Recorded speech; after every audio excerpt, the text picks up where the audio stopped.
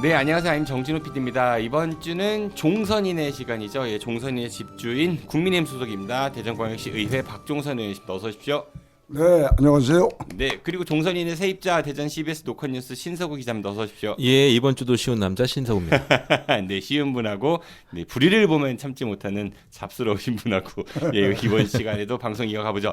민숙이네 방송 들어보셨어요? 시즌 2 그 두 번째? 저는 못 들어봤습니다. 의원님은요? 저도 못 들어봤는데. 아, 관심이 이제 없다. 아니, 오늘이 민숙이네는 화요일이어서 안중이 없다. 화요일이라서 어제 나왔잖아요. 예, 시간이 민숙이네가 종선이네보다는 우리가 더 낫다라고 아주 자신 있게 이야기했었거든요. 그래요? 지난번 방송 때 한번 들어보시고 네 판단해 보십시오. 김민석 의원님 예, 팩트를 장확하게 그 팩트를 재밌는 팩트를 줬던데. 네. 예, 우리도 얘기해 보죠. 오늘 첫 번째 이야기는 산불 이야기입니다. 우리 지역인 대전 서구 산직동 뭐 장태산 인근에 큰 불이 나가지고 50시간 넘게 이어졌었거든요. 저도 그 근처 지나가다가 소방 헬기가 막 물 기르러 그 호수 가는 것도 보고 그랬어요. 기자님 직접 취재하셨었죠? 예, 그렇죠. 현장 다녀왔습니다. 네, 어땠어요? 일요일 날 그 전 직원 시구청 전 직원들 이제 동원령이 내려졌죠. 그래서 저도 그때 한번 다녀왔는데 예, 진짜 뭐 아주 그냥 혼잡스럽더라고요. 의원님은 가보셨어요 현장? 네, 저도 가봤죠. 언제 가보셨어요? 어제 갔다 왔는데. 월요일. 예. 근데 그거 공무원들 글쎄, 공무원들 왜요? 그 화재 진압에 방해됩니다. 방해. 그 주민들 그 고생시키고. 어째서요? 좀 뭐 그 지역에 계신 분들 그 뭐 그리고 진압 도와주기 위해서 온 것은 고마운데 부담스럽다는 얘기죠. 무슨 큰 도움이 되겠습니까? 아니 근데 그래서 오늘 제가 예전에 6대의회 때 소방 헬기의 증원이 반드시 필요하다. 그런데 당시에 뭐라고 그러냐면은 관리 비용이 많이 된다. 그런데 만에 하나 큰 불이 났을 때, 산불이 큰 불이 났을 때 소방 헬기가 대전에 소방 헬기 보유하고 있지 않아요. 이게 빌려서 다른 데서 쓰고 와야 있죠 됩니다. 지금. 임차죠. 빌려 쓰고 있다고. 예.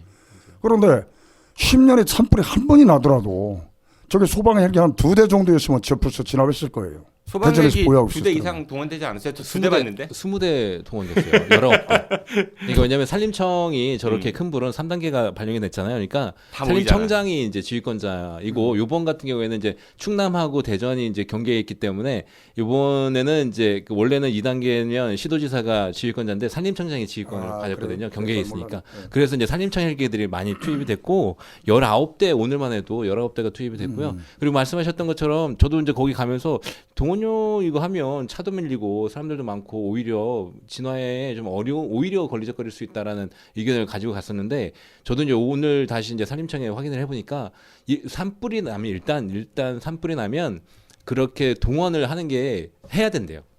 그게 이제 그래서 1단계, 2단계, 3단계, 4단계 다 동원을 하길래 제가 물어봤어요. 아니 이거 1단계 때도 동원하는 거면 그동안에는 왜 동원을 안 했었던 거냐 했더니 산불 규모라든지 이런 것들을 그때그때 상황에 따라서 그 판단을 하는데 법적으로 이제 규정된 것은 1단계가 됐든 3단계가 됐든 그 이 산불이 나면 관할 기관은 100% 인력과 장비를 동원하게끔 되어 있대요.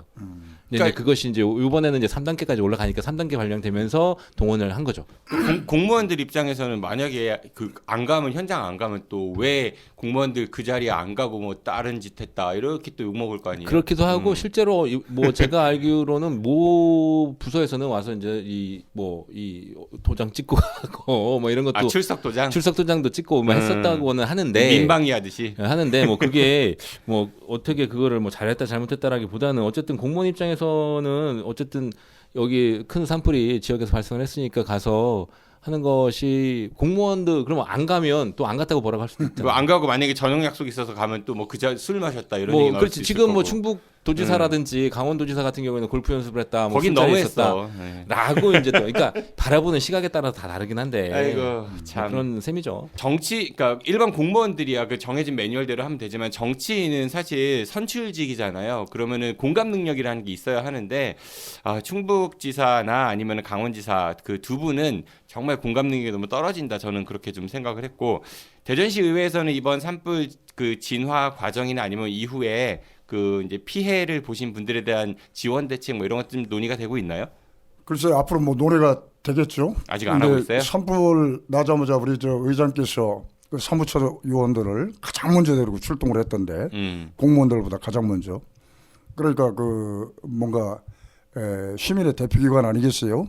그러니까 의장의 그런 책임의식 같은 거 그리고 앞으로 구체적으로 좀 논의가 될 겁니다. 또 어떤 방향으로 지원이 돼야 할지. 그러니까 충분히 피해 보신 분들 이야기 청취 잘 하시고 좀 대책을 대전시에 많이 촉구하셔야 할 것 같고요. 아이고 그러면요 그렇게 하겠습니다. 이상래 의장 얘기하시니까 생각나는 게 있네요. 네. 그거 혹시 들어보셨어요? 이상래 의장께서 지난번 우리 대전에서 화재가 또 한국타이어도 크게 났었잖아요. 예. 현장 방문하신 다음에 어딜 다녀오셨다면서요? 의원 세 분과 함께 네 분이 혹시 그 얘기 들어보셨어요? 글쎄 뭐 들어보셨죠? 글쎄 뭐 예, 어디 외국 다녀오셨다고. 예. 맞아요? 글쎄 그랬던 것 같은데 그게 뭐 그거 화재가 날 줄 알았으면 안 갔겠죠. 아니 났으면은 이미 예약됐더라도 아까 공감 능력 저희가 얘기했잖아요. 취소해야지. 어디 멀리 갔다 오시고. 뭐 제가 일일이 시시비비 가리지 않겠습니다. 예, 의원님이 만약에 그 입장이었으면 가요 안 가요? 저 성격이 가겠습니까 안 가겠습니까 제가. 안 갈 것 같아요. 아니 뭐 성격은 모르겠고 이 상황에서 안 가겠다라고 얘기를 하셔요. 저는 안 가죠. 의원님은 안 당연히 안 가신다. 가죠. 예. 저뭐 시민의 세금을 절감시키는 것이 의회의 주된 기능이에요. 예? 그렇기 때문에 뭐 제가 엊그저께 민수기내에서 뭘 했더라고 어디 가는 거 뭐 듣기로 의회 안 들으셨다면서요? 제주도 가는 거 얘기했어요. 예. 우리 제주도 들었는데 기어이 가야 하냐? 전 뭐 가기로 결정이 났으니까 뭐 전 별로 솔직히 가고 싶지 않아요. 가고 싶지 않은 이유가 있으실 거 아니에요. 보세요. 굳이 의원 연찬회를 제주도에 가서 해야 되는 이유가 타당한 이유가 있습니까? 비행기 타고 비행기 싹 수십만 원씩 내비려 가면서 호텔비 내비려 가면서 그렇잖아요.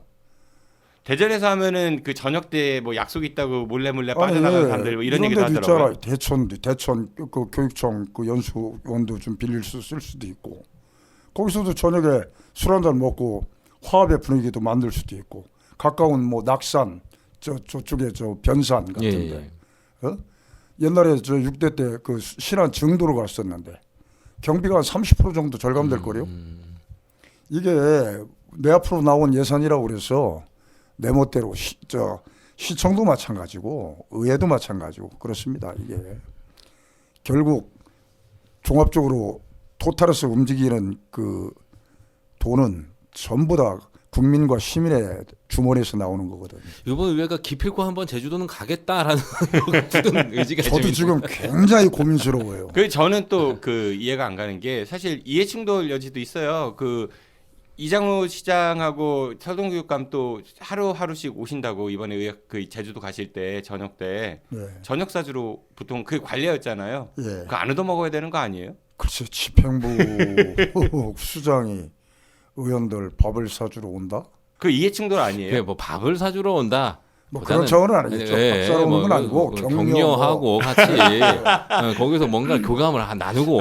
신 기자님 아무리 봐도 내가 봤을 때 뭐 제안 들어왔어. 그게 아니라 그런 잣대로 들여다보기 시작하면 모든 것들이 그렇게 들여다봐야 돼. 그러면 뭐 저도 뭐 누구 뭐 집행부라든지 누구하고 밥 먹으면 안 된다는 그러니까 의회 행사잖아요. 의원들 연찬 깊이 생각하고 어떻게 하면 우리가 좀 더 대전 시민을 대리해서 대전 시정을 그 올바른 방향으로 갈 수 있게끔 견제도 하고 때로는 응원도 하고 이런 거를 위해서 가는 건데. 잘하는 거대로 참 격려하고 칭찬해주고 못하는 것은 아주 강력하게 견제하고 감시하고 그래야 되는데 이장우 시장이 근본 저 시정을 쫙 이끌어 나가는 거 보니까 못하는 것보다는 잘하는 게 더 많습니다.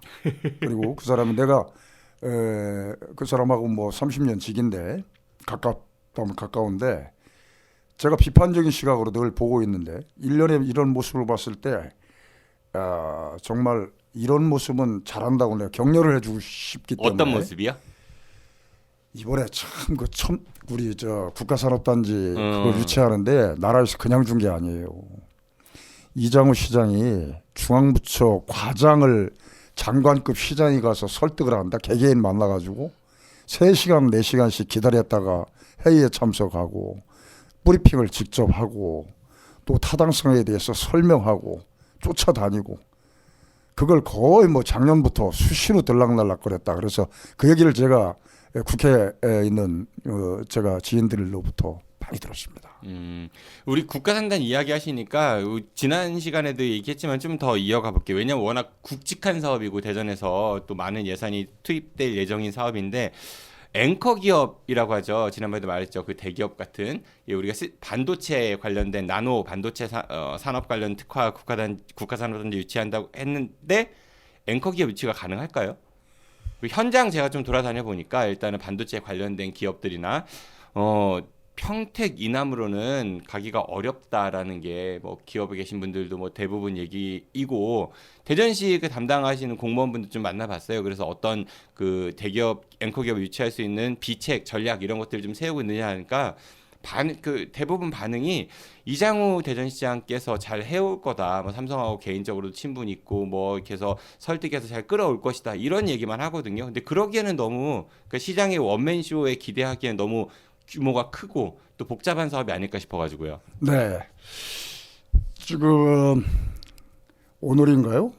제가 녹음 기준으로입니다. 저희가 방송 기준이 아니고 녹음 뉴스, 기준으로 오늘이 4월 오늘? 4일입니다. 네. 오늘 제가 기사를 접해보니까 SK 하이닉스 반도체가 경기도에 그 대규모 인프라를 지금 구축하고 있더라고요. 700만 평방미터. 어마어마한 겁니다. 거기서 뭐 삼성하고도 컨소시엄 같이 해서 하는 건데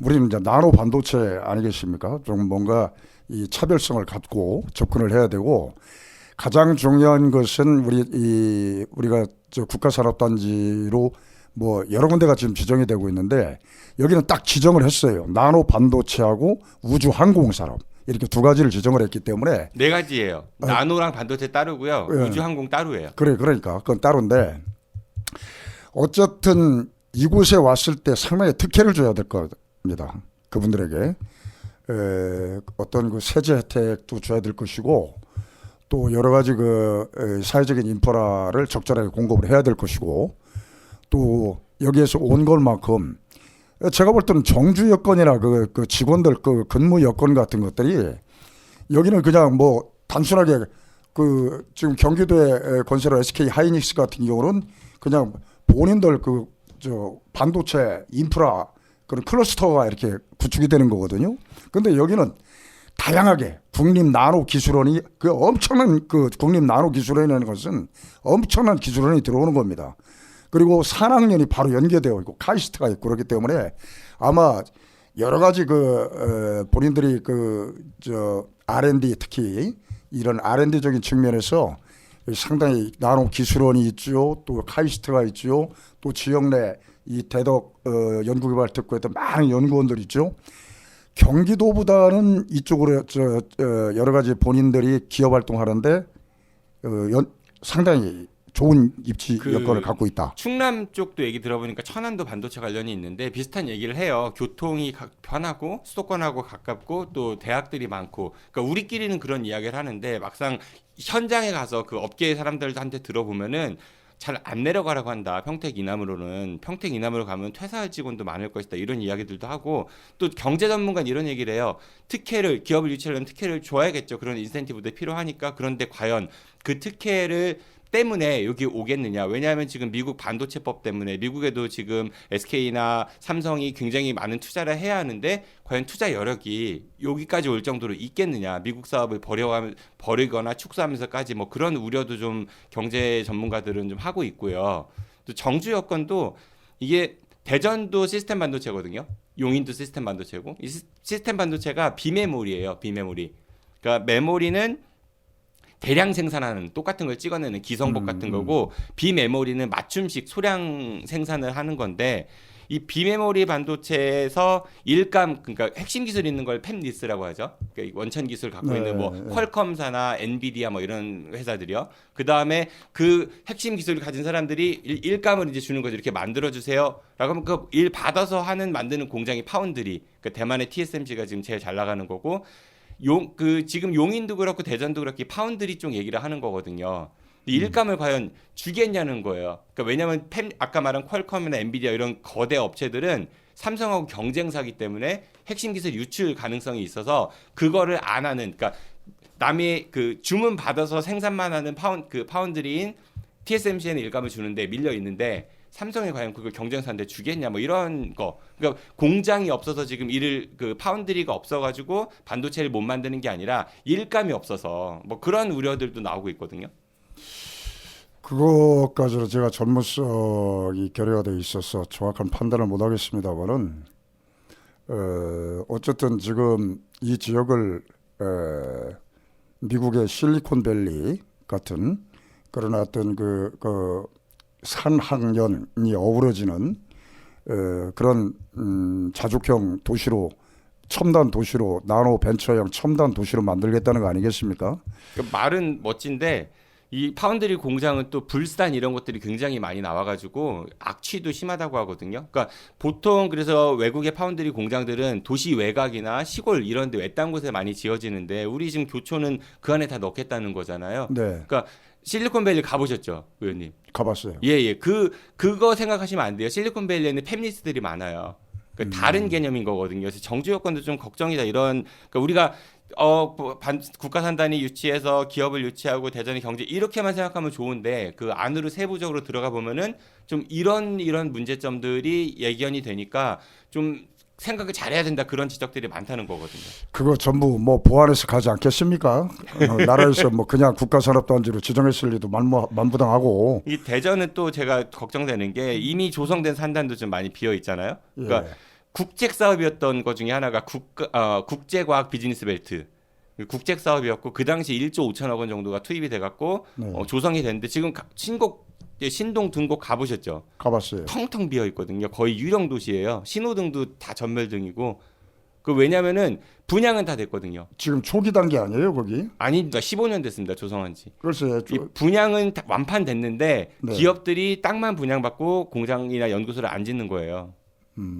그럼 어떻게 생각하겠어요? 어떤 생각이 들겠어요? 그러니까 부동산 투자 개념으로 전락될 수도 있다. 이런 우려도 우리가 해볼 수 있는 거거든요. 근데 어쨌든 뭐 이게 결정에 대한 국책 사업인데 뭐 어떻든 그런 문제점들을 보완해서 뭔가 미래지향적으로 또 현실적으로 타당성 있는 정책들을 입안해 가면서 해야 되지 않겠는가. 물론 뭐 그래서 의회가 이 지금 반도체에 관련된 이 반도체 관련된 것들을 좀 더 의원님들께서 많이 들여다보시고 다양한 전문가들 이야기, 그러니까 찬성 쪽 얘기만 듣는 게 아니라 다양한 전문가 이야기 들은 다음에 이런 우려가 있으니까 이런 걸 보완하시오라고 그렇죠. 대전시에 제안을 하셔야겠죠. 대전시에 제안해야죠. 네, 그래서 네. 제가 의원님 믿습니다. 동료 의원들께 그런 제안을 많이 했습니다. 여기 특히 산업건설에 있는 위원장이나 의원들한테 이 국가산업단지가 지정이 됨으로 인해서 발생될 수 있는 여러 가지 야기될 수 있는 문제들에 대해서 진단하고 공부를 열심히 해야 될 거다. 그래서 시책에 반영이 될 수 있도록 의회가 이끌고 나가야 될 거다. 그런 주문을 했어요, 제가. 네, 의원님 믿겠습니다. 예, 우리 다음번 방송 뵐 때는 네. 이러이러한 것들이 발견됐다 실제로. 그래서 의회에서 이러이러한 걸 준비한다 이런 말씀 주시면 좋을 것 같아요. 예, 알겠습니다. 기대하겠습니다. 우리가 이제 으쌰으쌰 하는 것도 좋지만은 이게 너무 좀 부풀리면은 오히려 그 안에서 샴페인을 너무 일찍 터뜨려가지고 그 디테일을 놓치는 경우들이 많으니까 그런 걸 좀 조심해보자는 차원인 거고. 이장훈 시장께서 이거 갖고도 굉장히 대노하셨다는 이야기를 제가 들었거든요. 예. 확인된 건지는 모르겠지만은 국토부가 공모한 미래형 환승센터 시범 사업에 대전시가 또 선정이 됐다 하면서 지금 도심 곳곳에 현수막 엄청나게 걸려 있죠. 예, 전국 4군데입니다. 평택하고 강릉하고 대전은 대전역. 여기에 이제 UAM 이게 어번 에어 모빌리티의 줄임말이래요. 그러니까 도시망공교통과 자율주행차, 전기수소차, 뭐 그다음에 개인형 이동수단 있죠 PM이라고 하는 거 그런 거 한꺼번에 할 수 있는 최첨단 교통 환승센터를 대전에 만들겠다라고 이제 홍보가 됐어요. 이거 맞는 거예요? 맞아요. 그러니까 왜 이장훈 시장께서 왜 불같이 화를 내셨냐면은 이게 사실은 사업이 확정된 게 아니라 이런 거를 한번 해볼까? 그러면은 한번 연구해봐. 그래서 기본 연구 용역을 하는 거에 대해서 일단은 선정이 된 거지 사업이 확정된 건 아니다. 따라서 그래요. 맞아요. 대전시에서는 뭐 한 450억 정도의 국비를 받겠다 이렇게 광고 홍보를 했는데 사실은 2억 5천만 원 정도의 그 연구 용역만 한 거고 나머지는 그때 가봐서 이런 거라고 완전히 하는데 오버센스 어떤 한 게 맞아요? 거지. 어떤 게 맞는 거예요?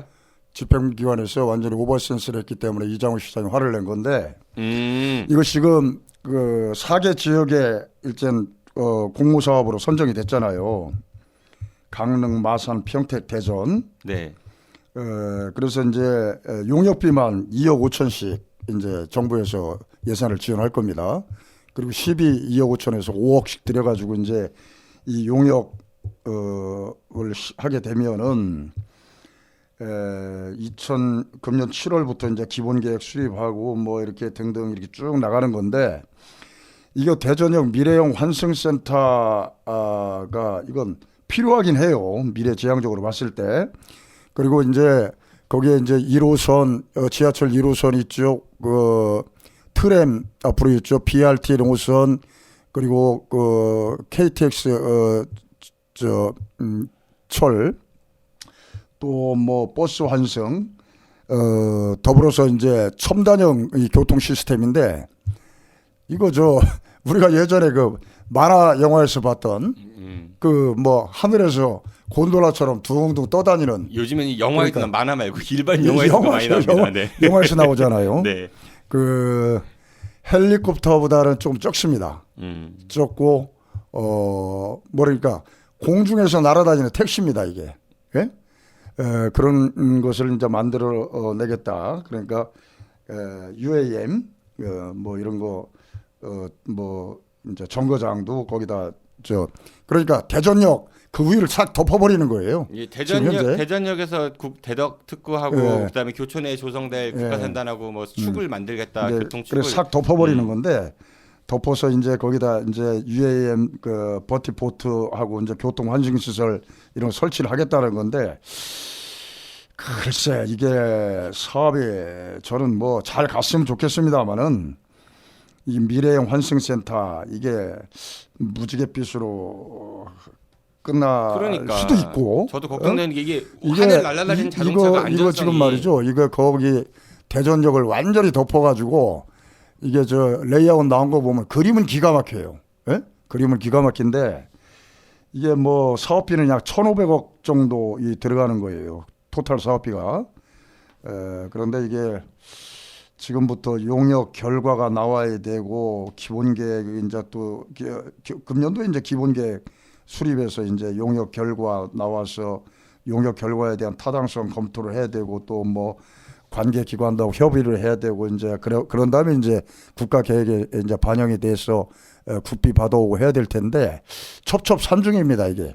이거 뭐 지금 굳이 이게 이장훈 시장이 화낸 것처럼 미래형 환승센터가 뭐 엄청나게 그냥 막 교통 체계를 혁신시키고 변화시키고 뭐 그럴 수도 있겠지만은 그건 그때 가봐야 될 일이고 미리 시민들에게 무지갯빛 청사진을 뭐 제공해서 이렇게 집행기관의 어떤 그 공신력을 떨어뜨리는 것은 대단히 시의적절하지 않고 조심해야 될 부분이다. 난 이렇게 보는 거예요. 예, 이게 또 아까 1,500억 정도라고 하셨는데 국비 지원이 만약에 확정이 된다 하더라도 아직은 확정도 안 된 거지만은 450억 정도니 30% 정도라고 하니까 1,000억 원 이상의 대전 시비가 이제 준비가 돼야 하는 거거든요. 예. 근데 국가산단도 대전시에서 40% 부담하기로 했으니까 1조 3천억 원 정도 되는 거고요. 네. 거기 그 대전시가 그만큼의 그 재원 마련을 확보할 수 있을까? 그것도 좀 걱정되긴 해요. 사실 대전시 1년 그 살림이 한 7조 원 조금 안 되죠.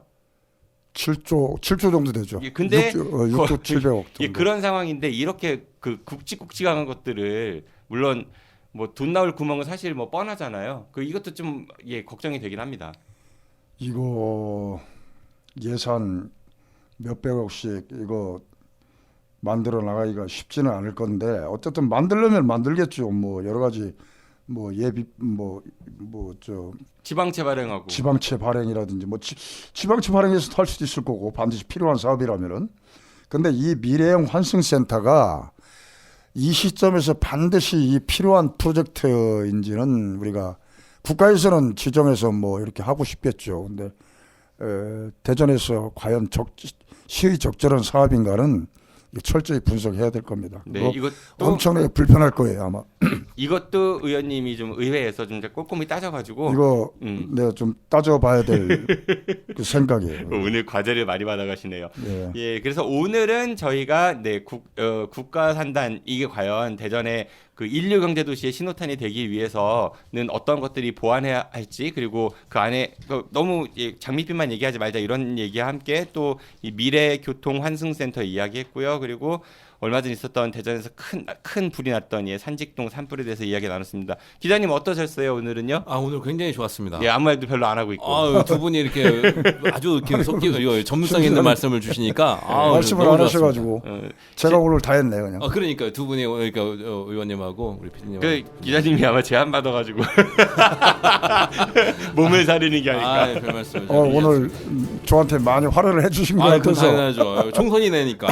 제가 지난 감사합니다. 방송을 제가 다시 들으면서 이렇게 하지 말아야겠다는 반성을 많이 했어요. 아니에요. 좀 제가 오늘 좀 말을 좀 적절하게 조절을 했어야 되는데 너무 많이 했어요. 제가. 아니 말씀들 잘 주셨고요. 네, 그 2주 뒤에 다시 또 뵙겠습니다. 네, 감사합니다. 네, 고맙습니다. 안녕히 가십시오. 네. 열심히 하겠습니다. 저도 이만 물러가겠습니다. 청취해서 고맙습니다. 안녕히 계십시오. 뵙